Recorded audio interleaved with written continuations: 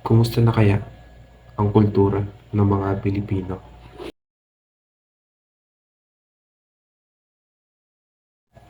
Nakalimutan na nga ba?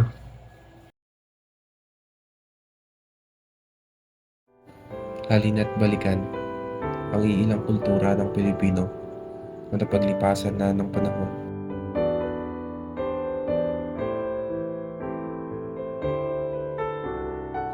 Isa sa mga kultura ng Pilipino ay ang pagiging relihiyoso, makadiyos, at pasasalamat sa mga natatanggap nating mga Pilipino.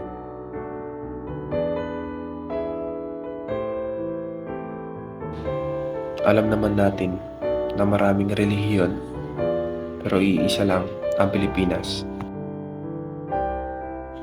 Iba-iba man ang ating pinagdarasal, pero iisa lang ang ibig sabihin nito. Hindi natin makakalimutan ang kulturang relihiyoso.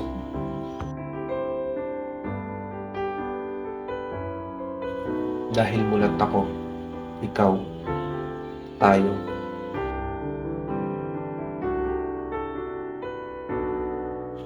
na hindi natin makakalimutan ang kulturang relihiyoso.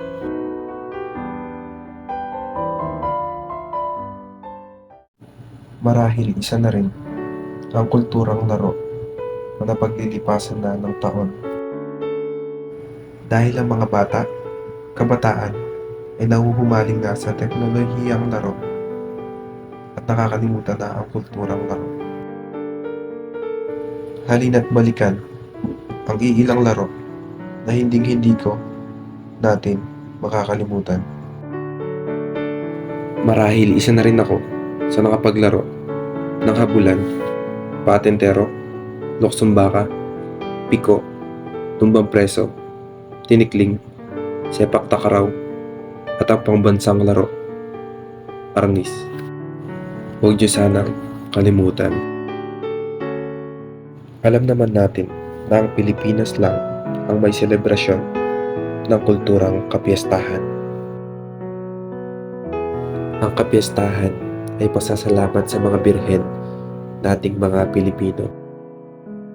Ito ang mga iilang ganap na aming natagpuan sa mga malapit na kapiyastahan.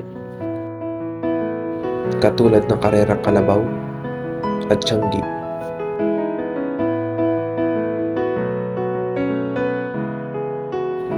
Huwag niyo sanang kalimutan.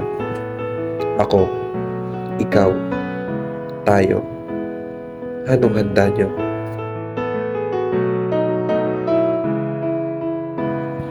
Happy Fiesta! Nasa dugo na rin natin ang pagiging matulungin at bayanihan nating mga Pilipino. Mga nilikhang kubo na hindi natin maitatayo kung hindi tayo nagtutulungan mga Pilipino. Mga mahal nating kalabaw na kasama natin sa pagsasaka. At ang kabuhayan na pagtatanim na hindi natin makakalimutan. Dahil doon pa man ang pagtatanim ay pagtutulungan nating mga Pilipino.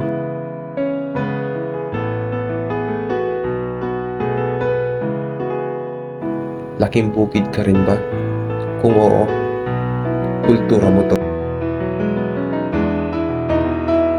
At ang pinakahuling kultura na aming ibibigay ay ang pagiging tapat sa ating mahal na Pilipinas. Mahal ko namin ang Pilipinas. Kayo, mahal nyo? Huwag sana nating kalimutan ang mga naging tapat sa ating mahal na Pilipinas.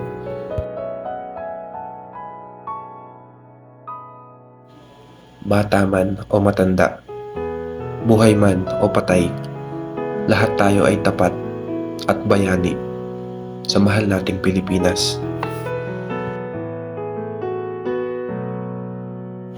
Huwag sanang kalimutan ang kulturang nasimulan noon pa man. At ating tangkilikin ang sariling atin.